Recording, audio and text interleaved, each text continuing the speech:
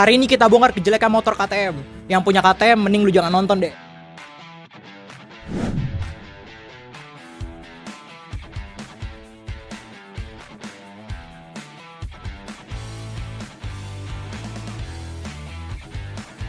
Selamat dulu nih Om.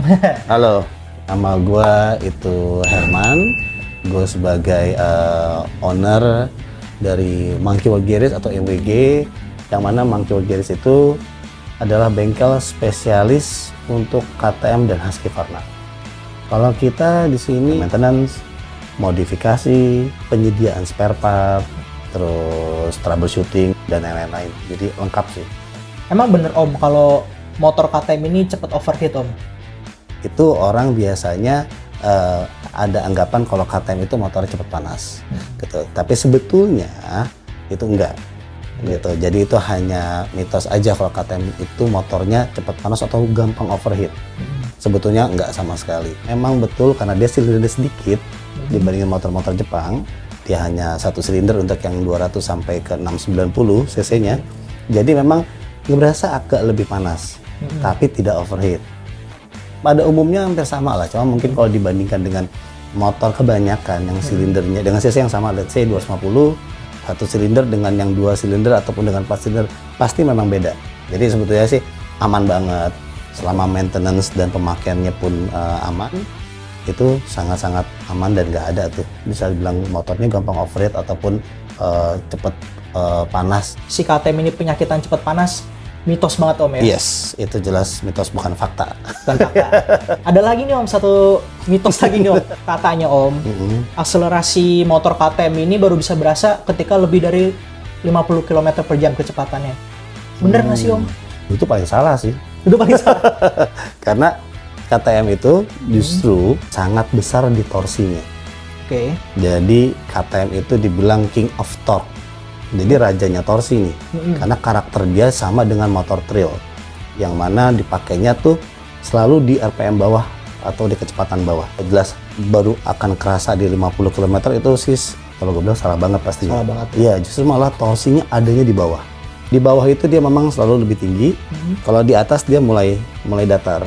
Nah itu biasanya teman-teman lakuin upgrade performance untuk ngimbangin di tengah dan di atasnya. Karena kalau untuk bawahnya, atau kita sebut kayak tadi 50 km kan berarti RPM bawah. Betul. Itu sangat-sangat berlebih banget. Tapi yang pengen teman-teman dapetin biasa dengan dia mulai memodif, mulai mengupdate performance itu untuk tengah dan atasnya. Aki dan Apot sini Om, kita punya CCA, cold cracking ampere-nya itu 145 nih Om. Nah dengan CCA yang sebesar itu, kira-kira sudah kompatibel nggak sih Om sama motor KTM? Banget sebetulnya. Karena gini, kita bicara kalau dari segi kelistrikan ya, kebutuhannya motor gitu, kapasitas aki yang bisa diberikan. Ini pengalaman kita di KTM khususnya. Jadi kebetulan kan untuk Dynavolt juga kita pakai yang MG9BS ini yang 9 ampere, 12 volt 9 ampere dengan cc 145. Jadinya ampernya itu memang sudah lebih besar dibandingkan yang ada di bawaan motor KTM yang itu 8 ampere. Biasanya itu dia cc-nya 120. Apalagi khususnya untuk teman-teman pengguna KTM yang memakai aksesoris lebih. Adventure paling sering tuh, ya kan, ada tambahan lampu tembak, bisa 2 atau 3, tambahan GPS dan segala macam. Setelah dia akan butuh yang lebih besar supply-nya.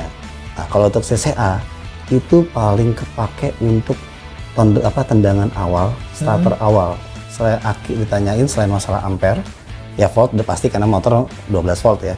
Biasanya ampere tuh naik 1 biasanya dari bawaannya, itu CCA-nya. Pas itu skananya itu kayaknya lebih tinggi. Kenapa? Karena dia bagus untuk atau lebih mudah untuk starter awalnya. Pertanyaan yang terakhir nih Om, dan yang paling spesial nih Om. Kalau spesial pasti terakhir ya. Terakhir. Kita pengen tahu nih Om. Om kan expert nih di KTM, di Husqvarna. Menurut Om nih, motor KTM atau Husqvarna apa sih Om yang paling enak dipakai gitu? Apa nih Om yang paling recommended Om? Kalau gitu pasti biasanya sering gue tanyain kebutuhannya. Nah gini, persis ada yang pernah datang ke sini, dia belum pakai KTM, dia hanya ngelihat dari channel YouTube kita, dari sosial media kita, dia penasaran. Dia datang untuk konsultasi. Nah, itu pasti gue selalu kasih saran ke dia atau kita tanya dulu kebutuhannya apa. Kalau kebutuhannya, gue buat daily use nih, gue buat ngantor, gue buat city riding doang.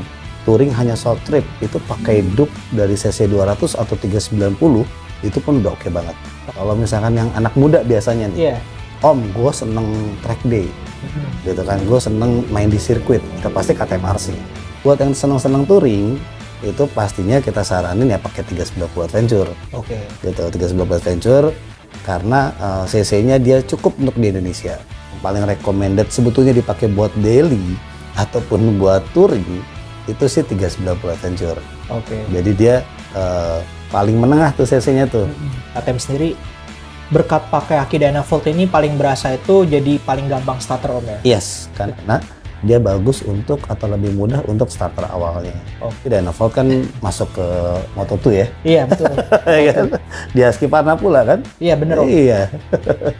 Jadi oke banget. Nanti nih buat para pengguna KTM harusnya nggak usah ragu lagi ya kalau pakai aki Dynavolt Om? Ya harusnya nggak perlu lagi. Mau ucapin terima kasih banget nih Om. Sama-sama. Udah luangin waktu buat bincang-bincang seputar ilmu-ilmu KTM ini Om. Sama-sama. Semoga yang nonton juga makin tercerahkan dan bisa pikir-pikir ulang ya Om. Jadi mau beli betul. 390 Adventure atau mau yang lain. Mau tipe-tipe lain. Nah, kalau kalian masih bingung-bingung boleh nih main ke Monkey Walkie Ranch di Bintaro. Langsung ketemu sama Om Herman. See you. Bye-bye.